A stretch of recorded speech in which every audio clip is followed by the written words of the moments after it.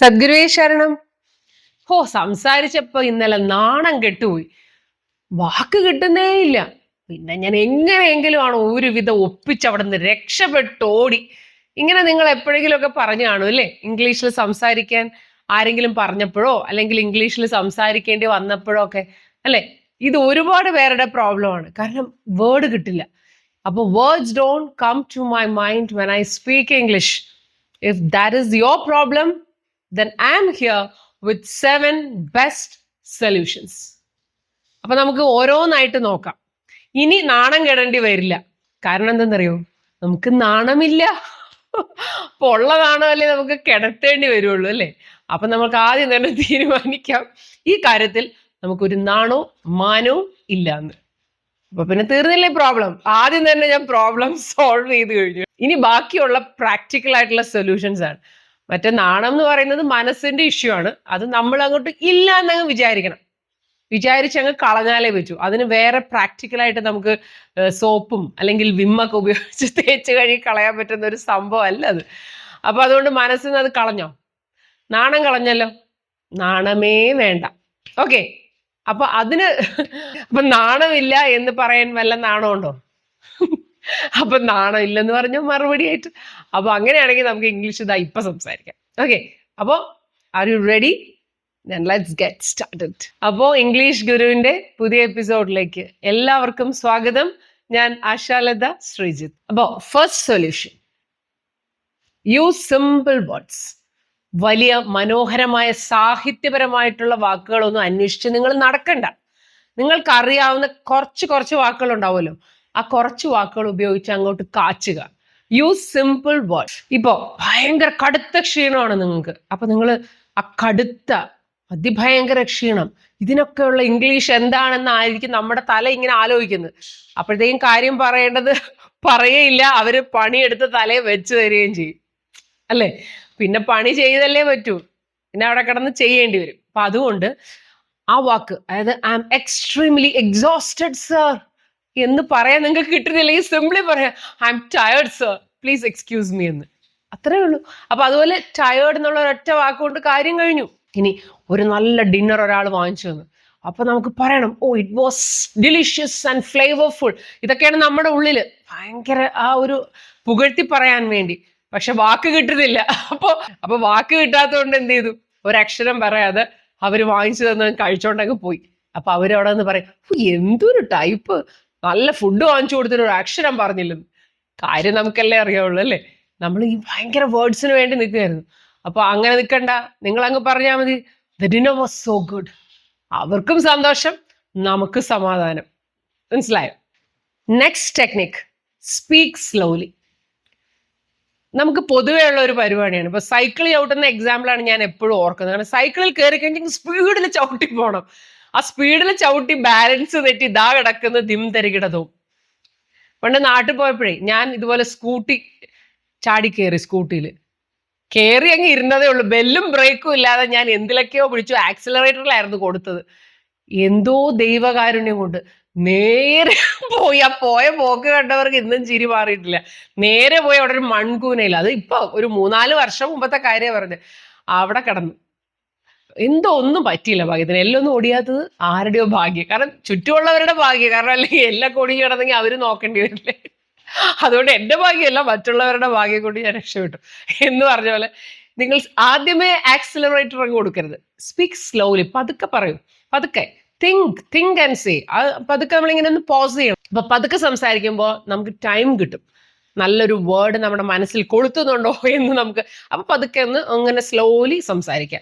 അല്ലാതെ സ്പീഡിൽ വെച്ചടിച്ച് super fast പോലെ പോയാൽ അതാ കിടക്കുന്നു, എവിടെയെങ്കിലും പോയി ഒരൊറ്റ ഇടി, അതായിരിക്കും സംഭവിക്കാൻ പോകുന്നത്. അപ്പൊ മിസ്റ്റേക്സ് അവോയ്ഡ് ചെയ്യാം. നല്ല കറക്റ്റ് വേർഡ്സ് ശ്രദ്ധയോടെ ചൂസ് ചെയ്യാനുള്ള ഒരു ടൈമും കിട്ടും. ഇതൊക്കെ ഒരു സ്പ്ലിറ്റ് സെക്കൻഡിന്റെ കാര്യമാണ് പറയുന്നത് കേട്ടോ. അല്ലാതെ ഒരുപാട് നേരം ഇങ്ങനെ ഒരു അക്ഷരം പറഞ്ഞിട്ട് ഒരു വാക്ക് പറഞ്ഞിട്ട് പിന്നെ ഒരു 2-3 മിനിറ്റ് കഴിഞ്ഞ് അടുത്ത വാക്ക് പറയുന്നതല്ല. സെക്കൻഡ്സ്, ആ സെക്കൻഡ്സിന് വാല്യൂ ഉണ്ട്. ഇനി മൂന്നാമത്തത്, ഒട്ടും പഠിക്കണ്ട, seek the help of others. മറ്റുള്ളവരുടെ സഹായം അങ്ങോട്ട് തേട് തന്നെ എന്ന് പറയില്ലേ, അതാണ് അവസാനം ചെയ്യേണ്ടത്. അപ്പോൾ ഇപ്പൊ നമ്മളൊരു വേദിയിൽ നിന്ന് സംസാരിക്കാന്ന് വെച്ചോ, ചിലപ്പോൾ കുറച്ച് പേരുടെ മുമ്പിലായിരിക്കും സംസാരിക്കുന്നത്, നമുക്ക് വേർഡ് കിട്ടുന്നില്ല. അപ്പൊ ഒരു കാര്യം ചെയ്യണം, അവിടെയാണ് ഞാൻ പറഞ്ഞ ആദ്യം ആ നാണം എന്ന് പറയുന്നത് കാര്യം അവിടെ അങ്ങ് അഴിച്ചു വെച്ചിട്ട് വേണം നമ്മൾ ഇതിനൊക്കെ പോവാൻ. അപ്പോൾ അവിടെ ചെന്ന് നിന്നിട്ട് നമ്മൾ പറയണം, how do you say that, അതെങ്ങനെ പറയും എന്ന് നമ്മൾ ചോദിക്കണം. തൊട്ടടുത്ത് പുറകിലോ സൈഡിലോ ഒക്കെ ഇരിക്കുന്നവരോട് ചോദിക്കുക. പിന്നെ നിങ്ങൾക്ക് ചോദിക്കാം അതിനുള്ള വാക്ക് എന്താ, വാട്ട്സ് എ വേർഡ് ഫോർ എന്ന് ചോദിക്കുക. അപ്പൊ അവർക്ക് ഏകദേശം നിങ്ങൾ പറഞ്ഞുകൊണ്ടിരിക്കുമ്പോൾ ആ കാര്യം അവർക്ക് പിടിയിട്ടിട്ടുണ്ടെങ്കിൽ അവർ പെട്ടെന്ന് വിളിച്ചു പറയും. ബട്ട് നമ്മളത് ഓപ്പൺ മൈൻഡോടെ ഫ്രീ ആയിട്ട് ജോളി ആയിട്ട് ചോദിക്കുമ്പോൾ സ്പോണ്ടേനിയസ് ആയിട്ട് എല്ലാവരും അത് ഹെൽപ്പ് ചെയ്യാൻ വരും. ഇത് ശരിക്കും നിങ്ങൾ എക്സ്പീരിയൻസ് ചെയ്ത് നോക്കിക്കും. ഇത് നമ്മൾ അവിടെ നിന്ന് നാണിച്ച് ചുളുങ്ങി എന്ത് ചെയ്യണമെന്ന് പറഞ്ഞാൽ വേർത്ത് കുളിച്ച് കഴിയുമ്പോൾ അവർക്കൊരു കോമഡി ഷോ ആയിരിക്കും നിങ്ങൾ സമ്മാനിക്കുന്നത്. അതിന് പകരം പറഞ്ഞു തുടങ്ങുമ്പോൾ തന്നെ യോ ആ വേർഡ് കിട്ടുന്നില്ല, ആർക്കെങ്കിലും അറിയാമെങ്കിൽ ഒന്ന് പറഞ്ഞോളൂ എന്ന് പറയാം. പിന്നെ തടി ഊരാൻ പറയാം, I am here to learn and improve, അല്ലെ ഞാനിവിടെ പഠിക്കാനും വളരാനുമാണ് വന്നിരിക്കുന്നത് എന്നൊക്കെ പറഞ്ഞ് നല്ല സ്റ്റൈലായിട്ട് അവരുടെയൊക്കെ മുമ്പിൽ അങ്ങ് നിന്ന് പറ്റണം. Okay, don't feel shame, shed your inhibitions. എന്താണ് ഇൻഹിബിഷൻ? ഇൻഹിബിഷൻ എന്ന് പറഞ്ഞാൽ നമുക്ക് എന്തെങ്കിലും ഒരു കാര്യം ചെയ്യാൻ നമ്മളെ മുന്നോട്ട് ഇറക്കാതെ നമ്മൾ തന്നെ നമ്മളെ പിടിച്ച് പുറകോട്ട് ഇങ്ങനെ നിർത്തും. എന്തോ നമ്മളെ ഒന്ന് പിറകോട്ട് പിടിച്ചു വലിക്കും. അതെന്താണെന്നറിയോ? നമുക്ക് പേടി, മറ്റുള്ളവരുടെ മുമ്പിൽ അവരെന്താകും, അല്ലെ, ഫിയർ ഓഫ് ജഡ്ജ്മെന്റ്, മറ്റുള്ളവർ നമ്മളെ ജഡ്ജ് ചെയ്യുമോ. പിന്നെ നമ്മുടെ സെൽഫ് കോൺഷ്യസ്നെസ്, നമുക്ക് ഓവറായിട്ട് നമ്മൾ സെൽഫിനെ കുറിച്ച് ഭയങ്കര കോൺഷ്യസ് ആയിരിക്കും, നാണക്കേട് എന്നുള്ള ആ ഒരു ബോധറേഷൻ. പിന്നെ ഫിയർ ഓഫ് മേക്കിംഗ് മിസ്റ്റേക്ക്, തെറ്റു പറ്റുമോ എന്നുള്ള പേടി, ആ നെർവസ്നെസ്. ഇതൊക്കെ കൊണ്ടാണ് നമ്മളിങ്ങനെ വാക്കുകൾ കിട്ടാതെ പലപ്പോഴും നമ്മളിങ്ങനെ കുതറുന്നത്. അപ്പൊ ഇതൊക്കെ അങ്ങ് മാറ്റി കഴിഞ്ഞാൽ നമുക്ക് വാക്കുകൾ തനിയെ വരും. ഈ വാക്കുകൾ വരാൻ ഒരു ഡോർ ഇവിടെ എവിടെയെങ്കിലും ഉണ്ടെങ്കിൽ ഈ സംഭവങ്ങളൊക്കെ വരുമ്പോൾ ആ ഡോർ അങ്ങ് അടഞ്ഞു പോകും. അതേസമയം ഇതൊന്നും ഇല്ല, ഞാൻ നേരത്തെ പറഞ്ഞ കാര്യങ്ങൾ നാണവും മാനവും ഒന്നും ഇല്ല, വളരെ ഫ്രീ ആണെങ്കിൽ ആ ഡോർ അങ്ങ് തുറന്നു കിടക്കും, തനിയെ വാക്കുകൾ വരും.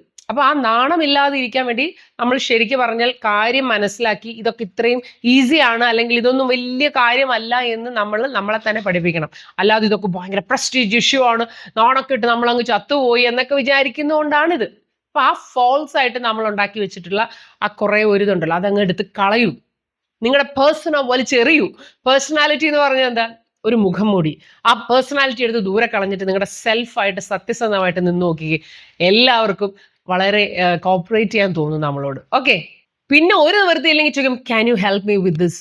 ചോദിക്കൂ, എത്ര പേര് വരുന്നറിയോ സഹായിക്കാൻ. ഇനി fourth technique, practice speaking in front of a mirror. കണ്ണാടിയുടെ മുമ്പിൽ നിന്ന് അങ്ങോട്ട് പ്രാക്ടീസ് ചെയ്യാം.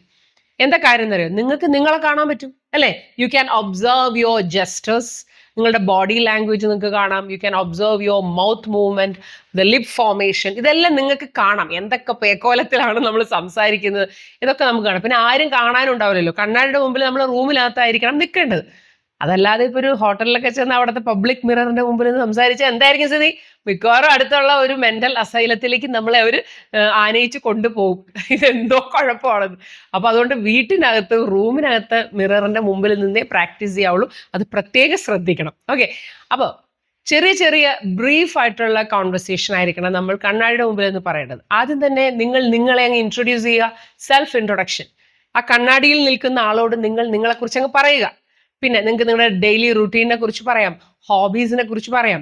And you can also use scripted dialogues, അല്ലെ? അത് ഇപ്പൊ കഴിഞ്ഞ വീഡിയോ നിങ്ങൾ കണ്ടിട്ടുണ്ടെങ്കിൽ മനസ്സിലാവും. ഞാൻ ഒരു ചെറിയൊരു കോൺവെർസേഷൻ വീഡിയോ ചെയ്തില്ലേ പ്രാക്ടീസ് ചെയ്യാൻ വേണ്ടി ഇംഗ്ലീഷ് സ്പീക്കിംഗ്. അതുപോലെയുള്ള സ്ക്രിപ്റ്റ്സ് എടുത്തിട്ട് ആ ഡയലോഗ്സ് നിങ്ങൾ നന്നായിട്ട് പഠിച്ചങ്ങ് പറയൂ. അപ്പൊ അങ്ങനെ പറയുമ്പോൾ എന്താ ഗുണം എന്ന് വെച്ചാൽ നിങ്ങൾക്ക് പ്രാക്ടീസ് കിട്ടും, ആരും കളിയാക്കാനൊന്നുമില്ല, യു ആർ ഫ്രീ, അല്ലെ? ഇനി അടുത്ത സൂപ്പർ ടെക്നിക്കാണ് technique describe what you mean. അപ്പൊ നിങ്ങൾ ചോദിക്കും, ഡിസ്ക്രൈബ് വാട്ട് യു മീൻ എന്ന് പറഞ്ഞാൽ അതല്ല ഇവിടെ അറിയാത്തതെന്ന്. അതല്ല ഞാൻ ഉദ്ദേശിച്ചത്. നിങ്ങൾക്ക് ഇപ്പോൾ ഒരു കാര്യം പറയാനുള്ള വാക്ക് കിട്ടുന്നില്ലെങ്കിൽ നിങ്ങൾ അത് വിശദീകരിച്ച് നിങ്ങൾ ആൾക്കാരെ മനസ്സിലാക്കിക്കാൻ നോക്കുക. ഇതെന്താ ഈ പറയുന്നതെന്നായിരിക്കുമല്ലോ ഇപ്പൊ മനസ്സിലാവുന്നത്. ഞാൻ പറഞ്ഞുതരാം. നിങ്ങൾക്ക് ഈ കൈയും മുഖവും കാലൊക്കെ തന്നിട്ടില്ലേ? Use gestures. ഇപ്പൊ കത്രികയെ കുറിച്ച് പറയുകയാണെങ്കിൽ ഇതാ ഇങ്ങനെയാണ്, ഒരു പേപ്പർ എടുത്തിട്ട് അപ്പൊ ആളുകൾക്ക് മനസ്സിലാവും. സിസേഴ്സ്, അതുപോലെ ബൈനോക്കുലർ, ആ വേർഡ് കിട്ടിയിട്ടില്ലെങ്കിൽ നിങ്ങൾ ഇങ്ങനെ വെച്ചിട്ട് ആകാശത്തേക്ക് നോക്കി ഇങ്ങനെ കാണിക്കുക. അപ്പൊ അവർ പറയും, ഓ ബൈനോക്കുലർ. പിന്നെ ചിലപ്പോൾ വേറെ എന്തെങ്കിലുമൊക്കെ പറഞ്ഞിരിക്കും, ബട്ട് എങ്ങനെയെങ്കിലുമൊക്കെ ആ വേർഡിലേക്ക് നമുക്ക് എത്തിച്ചേരാൻ പറ്റും. പിന്നെ നേരെ അങ്ങ് പറയാം, I M not sure how to say this, please help me with a word എന്ന് പറയാം. എനിക്കിത് പറയണം എങ്ങനെയാന്ന് നന്നായിട്ട് അറിയില്ല, അത് ഉറപ്പില്ല, അതുകൊണ്ട് നിങ്ങളൊരു വേർഡ് പറഞ്ഞു തരൂ. ഈസിയായി. ഇപ്പൊ ഒരു കോട്ടേജിനെ കുറിച്ച് പറയാണ്. അപ്പൊ നിങ്ങൾക്ക് കോട്ടേജ് എന്ന് പറഞ്ഞ വേർഡ് കിട്ടുന്നില്ല. അപ്പൊ നമുക്ക് പറയാം, it's like a big house but smaller. അപ്പൊ കേട്ടോണ്ടിരിക്കുന്നവർ ആരെങ്കിലും പറയാം, ആ കോട്ടേജ് അല്ലേ, യെസ് കോട്ടേജ് എന്ന് നിങ്ങളും പറയും. ഇപ്പൊ സിസേഴ്സിനെ കുറിച്ച് പറഞ്ഞ പോലെ ഇപ്പൊ നിങ്ങൾക്ക് സിസേഴ്സ് എന്നുള്ള വേർഡ് ഇങ്ങനെ കിട്ടുന്നില്ല, അത് കിട്ടും അല്ലെ, കോമൺ വേർഡ് ആണ്. പക്ഷെ ഞാനൊരു എക്സാമ്പിൾ പറയാം. The thing that use to cut paper cut ചെയ്യുക എന്നൊക്കെ പറയുമ്പോൾ അതാണ് ഡിസ്ക്രൈബ് ചെയ്യുക. കൂടുതൽ ചെറിയ ചെറിയ വാക്കുകൾ ഉപയോഗിച്ച് അങ്ങ് വിശദീകരിച്ച് കുളമാക്കുക. അപ്പൊ ആ ഒറ്റ വാക്ക് അവർ ഈ വിശദീകരണം കേൾക്കാതിരിക്കാൻ വേണ്ടിയെങ്കിലും ആൾക്കാർ നിങ്ങൾക്ക് ആ ഒറ്റ വേർഡ് പറഞ്ഞു തരും. Okay, I'm trying to think of the right word എന്ന് പറഞ്ഞാൽ നമുക്ക് ഇങ്ങനെ ഒന്ന് ചിന്തിക്കാം.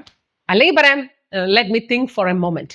ആ ഒരു ഗംഭീരമായിട്ട് അങ്ങനെയൊക്കെ പറയുമ്പോൾ കേട്ടിരിക്കുന്നവരായിരിക്കും ഇവർക്ക് ഭയങ്കര സംഭവം തന്നെ, ഇവർക്ക് അങ്ങനെ ഒരു പ്രശ്നം, ഭയങ്കര ആറ്റിറ്റ്യൂഡാണെന്ന് വിചാരിച്ചിട്ട് അവരെല്ലാം അവിടെ കൂളായിട്ട് നിങ്ങളിങ്ങനെ കേൾക്കാൻ റെഡി ആയിട്ട് ഇരുന്നോളും. ഇനി അടുത്ത സ്ട്രാറ്റജി എന്ന് പറയുന്നതാണ്, ഇത് ഈ പറഞ്ഞ പോലെ ചുളുവിന് നടക്കുന്ന കാര്യമല്ല, ഇൻക്രീസ് യുവർ ആക്റ്റീവ് വൊക്കാബുലറി. അതിന് കുറച്ച് നിങ്ങൾ പണിയെടുക്കണം. Increase your active vocabulary. Vocabulary എന്ന് പറയുമ്പോൾ രണ്ട് രീതിയിൽ നമുക്ക് പറയാം, active vocabulary, passive vocabulary. Active vocabulary എന്ന് പറയുന്നത് the words that we use in our daily life. Passive vocabulary എന്ന് പറയുന്നത് the words that we know we don't practise it in our life. അതുകൊണ്ട് തന്നെ നമുക്ക് അതിന്റെ കറക്റ്റ് മീനിങ്ങോ അല്ലെങ്കിൽ യൂസേജോ നമുക്ക് അറിയാൻ പറ്റില്ല. അപ്പൊ കൂടുതൽ ആക്റ്റീവ് വൊക്കാബുലറി നമ്മൾ ഉണ്ടാക്കണം. അപ്പൊ പുതിയ വേർഡ്സ് കാണുമ്പോൾ അത് പ്രാക്ടീസ് ചെയ്യുക, അത് റിവ്യൂ ചെയ്യുക. ഇപ്പൊ നോട്ട്ബുക്കിലൊക്കെ എഴുതി വെച്ച് മീനിങ്സ് ഒക്കെ നമ്മൾ എഴുതിയെടുക്കും. ഇപ്പൊ എനിക്ക് തന്നെ ഇവിടെ കെട്ടുകണക്കിന് ബുക്കുണ്ട്, പക്ഷെ അത് റിവ്യൂ ചെയ്തില്ലെങ്കിൽ ഈ വേർഡ്സ് ഒന്നും നമ്മുടെ തലയിലിരിക്കില്ല.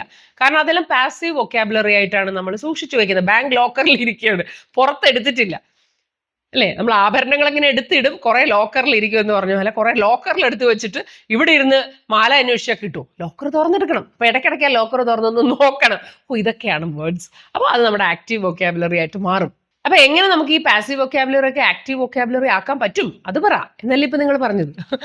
അതിനെന്താ ചെയ്യേണ്ടത് വെച്ചാൽ ലേൺ വേർഡ്സ് ഇൻ കോണ്ടെക്സ്റ്റ്. കോണ്ടെക്സ്റ്റുകൾ വെച്ചുകൊണ്ട് വാക്കുകൾ പഠിക്കുക. ഇപ്പോൾ കഴിഞ്ഞ വീഡിയോയിൽ ഞാൻ ഒരു പാസേജ് തന്നു, ഞാൻ അതിനകത്ത് കുറെ ഫ്രേസസ് തന്നില്ലേ. അപ്പൊ അത് ആ കഥ ആലോചിക്കുമ്പോൾ നമുക്ക് ആ ഫ്രേസസ് അല്ലെങ്കിൽ ആ വേർഡ്സ് നമുക്ക് ഓർമ്മ വരും. ഇപ്പോൾ ഐ വാസ് ഫ്ലാബർഗാസ്റ്റഡ് എന്ന് ഒറ്റയ്ക്ക് പറയുമ്പോൾ ചിലപ്പോൾ നമുക്ക് ഓർമ്മ വരില്ല. പക്ഷെ ഇന്നലെ ആ വീഡിയോയിൽ ഞാൻ പറഞ്ഞ സിറ്റുവേഷനിൽ ആ ഗിഫ്റ്റ് തന്ന കാര്യം പറഞ്ഞപ്പോൾ നമ്മൾ ഈ വേർഡ് യൂസ് ചെയ്ത് പ്രാക്ടീസ് ചെയ്താൽ ഉറപ്പായിട്ടും പിന്നെ ആ വേർഡ് നമ്മുടെ ആക്റ്റീവ് വൊക്കാബുലറി ആയി കഴിഞ്ഞു. അതുപോലെ ലേൺ വേർഡ്സ് ഇൻ കോണ്ടെക്സ്റ്റ്. പിന്നെ ലേൺ കൊളൊക്കേഷൻസ്. കൊളൊക്കേഷൻസ് എന്ന് പറഞ്ഞാൽ എന്താണെന്നറിയോ, 2-3 വാക്കുകൾ ഇങ്ങനെ സൈഡ് ബൈ സൈഡ് നമ്മളിങ്ങനെ ഇരുത്തും. എപ്പോഴും അവരിങ്ങനെ കൂട്ടുകാരായിട്ട് ഇരുത്തിയാണ് കൊണ്ടുപോകുന്നത്. കൊളൊക്കേഷൻ എന്ന് പറയും placing something side by side. അങ്ങനെ ചില വാക്കുകളുണ്ട്. ഇപ്പം ഒരു നല്ല വ്യക്തിത്വം, അയാൾ ഭയങ്കര വളരെ പ്രഗത്ഭനായ ഒരാളാണ്. അപ്പം ആ ആളെ നമ്മൾ മനസ്സിലാലോചിച്ചിട്ട് പറയാം ഡിസ്റ്റിങ്വിഷ്ഡ് പേഴ്സണാലിറ്റി എന്ന് പറയുമ്പോൾ, ഡിസ്റ്റിങ്വിഷ്ഡ് എന്ന് പറയുന്ന അല്ലേ ബഹുമാന്യനായ അല്ലെങ്കിൽ അത്രയും വിലമതിക്കാനാവാത്ത എന്നൊക്കെ പറയുന്ന പോലെയുള്ള ആ ഒരു വ്യക്തിത്വമാണ് എന്നാണ് നമ്മൾ പറയുന്നത്. അപ്പൊ ഡിസ്റ്റിങ്വിഷ്ഡ് എന്നുള്ള വേർഡ് നമ്മൾ പഠിക്കാൻ ആ വ്യക്തിയെ നമ്മൾ ഓർക്കണം. റിനൗണ്ട് എക്സ്പേർട്ട്, ഏതെങ്കിലും ഒരു കാര്യത്തിൽ ഒരു എക്സ്പേർട്ട് ഒരാളാണ്, അയാൾ പേര് കേട്ട. അപ്പൊ റിനൗണ്ട് എന്നുള്ള വേർഡ് നമ്മൾ ആ വ്യക്തിയെ ആലോചിച്ച് പഠിക്കുക. Renowned he is A prominent figure. അപ്പൊ ആ ഒരു മേഖലയിൽ വളരെ പ്രശസ്തനായ വളരെ പ്രധാനപ്പെട്ട ഒരു വ്യക്തിയാണ്. അപ്പൊ പ്രോമിനന്റ് എന്നുള്ള വേർഡ് പഠിക്കാൻ നമ്മൾ ഏതെങ്കിലും ഒരു രാഷ്ട്രീയ നേതാവിനെ ആലോചിച്ചിട്ട് is A prominent figure in politics. പിന്നെ വളരെ തുറന്ന മനസ്സുള്ള ഒരാളാണ്, open minded individual. Ambitious entrepreneur എന്ന് പറഞ്ഞാൽ ഒരു വ്യവസായി. ഓൺട്രപ്രണർ എന്ന് പറഞ്ഞാൽ വ്യവസായിയാണ്. ഈ പ്രൊനൗൺസിയേഷൻ കേട്ടപ്പോൾ എന്തോ പോലെ അല്ലേ, ഈ ഓൺട്രപ്രണർ എന്ന് കേൾക്കുമ്പോൾ തന്നെ നമുക്ക് കലി വരും. എഴുതി വെക്കുന്ന സ്പെല്ലിങ്ങും പറയുന്നതുമായിട്ട് യാതൊരു ബന്ധവുമില്ല അല്ലേ, അതാണ് ഓൺട്രപ്രണർ. അപ്പോൾ എന്ന് പറഞ്ഞാൽ വ്യവസായി, ഈ ബിസിനസ് ഒക്കെ ചെയ്യുന്നവർ പ്രോഫിറ്റിനൊക്കെ വേണ്ടി. അപ്പം അംബീഷ്യസ് ഓൺട്രപ്രണർ എന്ന് പറഞ്ഞാൽ വളരെ ഭയങ്കര അംബീഷ്യസ് ആണ്. ഇനിയിപ്പോൾ അംബാനിയെ തോപ്പിക്കണം എന്ന് പറഞ്ഞ് നടക്കുന്ന ഒരു കച്ചവടക്കാരനാണ് അയാൾ. ഓക്കെ, ഇനി ഫ്രണ്ട്ലി ഡിമീനർ. കേട്ടപ്പോൾ ഞെട്ടിയോ? ഡിമീനർ എന്ന് പറഞ്ഞാൽ എന്താ, ഒരു വ്യക്തിയുടെ ആറ്റിറ്റ്യൂഡ്, പേഴ്സണാലിറ്റി, ബിഹേവിയർ, ഇതൊക്കെയാണ് ഡിമീനർ ആ വേർഡ് കൊണ്ട്. അപ്പം നമുക്ക് നല്ല ഫ്രണ്ട്ലി ആയിട്ടുള്ള ഒരാളെ കാണുമ്പം നമ്മൾ ഈ വേർഡ് പഠിക്കാൻ അത് ഉപയോഗിക്കണം. അപ്പം പറയാം ഫ്രണ്ട്ലി ഡിമീനർ. അയാൾക്ക് വളരെ ഫ്രണ്ട്ലി ആയിട്ടുള്ള സ്വഭാവങ്ങളൊക്കെയാണ് അല്ലേ. അപ്പോൾ ആ ആളെ ഓർത്തിട്ട് നമ്മൾ ഡിമീനർ എന്നുള്ള വേർഡ് പഠിച്ചു വെച്ചാൽ നമ്മളത് മറക്കില്ല. അപ്പോൾ അങ്ങനെയാണ് ആക്റ്റീവ് വൊക്കാബുലറി നമ്മൾ കൂട്ടി കൊണ്ടുവരേണ്ടത്. പിന്നെ യൂസ് ഫ്ലാഷ് കാർഡ്സ്. ഇപ്പം നിങ്ങളൊരു പുതിയ വേർഡ് പഠിക്കുകയാണെന്ന് വെച്ചോ, നിങ്ങൾ ഒരു കാർഡ് ഇങ്ങനെ ഉണ്ടാക്കി വെക്കണം. ആ കാർഡിൽ നിങ്ങൾ പുതിയ വേർഡ് എഴുതിയിട്ട് അതിൻ്റെ പുറകിൽ അതിൻ്റെ മീനിങ് എഴുതി വെക്കണം. അങ്ങനെ നമ്മൾ ഓരോ വേർഡ് പഠിക്കുമ്പോഴും നമ്മളിങ്ങനെ ഓരോ ഫ്ലാഷ് കാർഡ്സ് ഉണ്ടാക്കിയിട്ട് നമ്മുടെ ടേബിളിന് പുറത്ത് ഒരു ബോക്സിനകത്ത് ഇങ്ങനെ അടുക്കി വെക്കാം. അപ്പോൾ നമുക്ക് രസം തോന്നും അല്ലേ, നമുക്ക് 100 ഫ്ലാഷ് കാർഡ്സ് ഉണ്ട് അല്ലെങ്കിൽ 1000 ഫ്ലാഷ് കാർഡ്സ് ആയി എന്നൊക്കെ പറയാൻ ഒരു രസമായിരിക്കും. പിന്നീട് നമുക്ക് വേണമെങ്കിൽ അത് ആൽഫബറ്റിക് ഓർഡറിൽ അടുക്കി വെക്കാം. അങ്ങനെ എന്ത് വേണമെങ്കിലും ചെയ്യാം. അപ്പോൾ നമ്മൾ ഇടയ്ക്ക് ഒരു കാർഡ് ഇങ്ങോട്ട് എടുക്കണം, എടുത്തിട്ട് ആ കാർഡിൽ ആ വേർഡ് നോക്കുക. എന്നിട്ട് പുറകിൽ നമ്മൾ ഡെഫിനിഷനൊക്കെ എഴുതി വെച്ചിട്ടുണ്ടാവും, എക്സാമ്പിൾ സെന്റൻസ് ഒക്കെ. അത് നോക്കാതെ നമുക്കിത് പറയാൻ പറ്റുമോ എന്ന് നമ്മൾ ഇടയ്ക്ക് തന്നെ സെൽഫ് ക്വിസ് നടത്തി നോക്കുക. പറ്റിയില്ലെങ്കിൽ തിരിച്ചങ്ങ് നോക്കിയാൽ പോരെ. അങ്ങനെ ഇടയ്ക്കിടയ്ക്ക് ഇതെല്ലാം എടുത്തൊന്ന് റിവ്യൂ ചെയ്യുക. അങ്ങനെ നമുക്ക് വേർഡ്സിനെ ആക്റ്റീവ് ആക്കാൻ പറ്റും. പിന്നെ വേർഡ്സ് നിങ്ങൾക്ക് കിട്ടണമെങ്കിൽ മസ്റ്റായിട്ട് വായന അത് നിർബന്ധ എന്ന് പറയില്ലേ, എന്ന് പറഞ്ഞ പോലെയാണ്.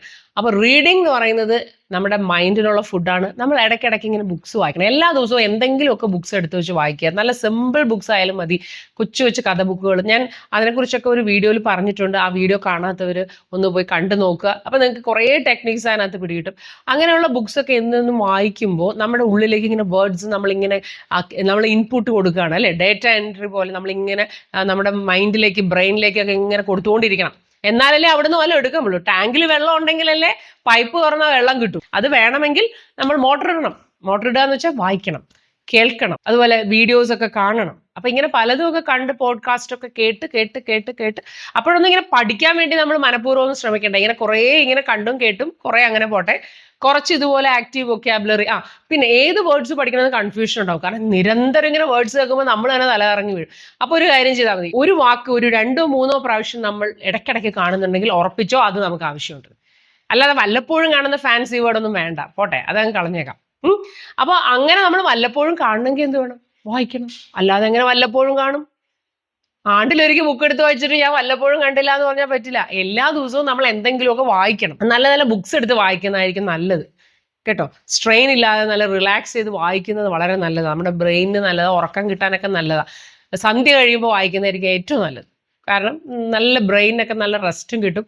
വായിച്ച് വായിച്ച് അങ്ങോട്ട് ഉറങ്ങുക നല്ലതല്ലേ. അപ്പൊ ആ വായിച്ചുകൊണ്ടിരുന്നപ്പം നമ്മൾ ഉറങ്ങിപ്പോയാൽ ആ വാക്കുകളൊക്കെ നമ്മുടെ മനസ്സിലങ്ങ് അവിടെ സീലായ പോലെ ആയാലോ.